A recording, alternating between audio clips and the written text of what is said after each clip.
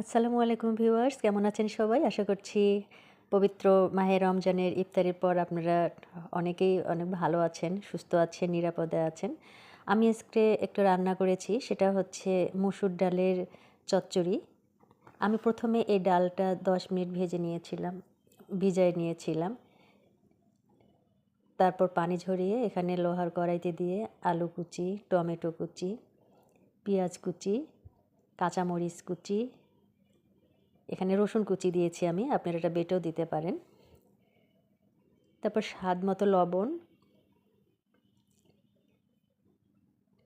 এটাকে কালার করার জন্য সামান্য হলুদ, পরিমাণ মতো সয়াবিন তেল দিয়ে এই সমস্ত উপকরণগুলো ভালোভাবে মেখে নিতে হবে।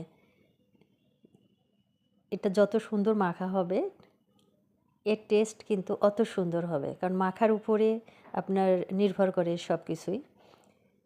তো আমি এটাকে মেখে নিচ্ছি ভালোভাবে, কিন্তু প্রথম অবস্থায় পানি দেওয়া যাবে না। এই তেল দিয়ে মেখে নেওয়ার পরে এখান থেকে যে পানিটা বের হবে এটা শুকায় নিতে হবে।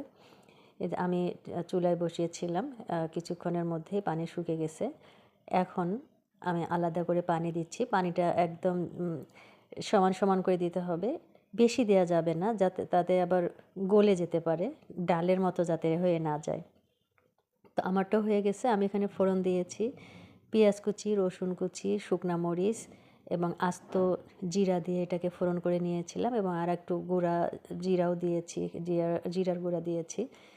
দিয়ে এটাকে ভালোভাবে নেড়েচেড়ে নিতে হবে আবারও, যাতে এই ফোড়নের উপকরণগুলো এবং জিরা গুঁড়া সবটার সাথে ভালোভাবে মিশে যায়।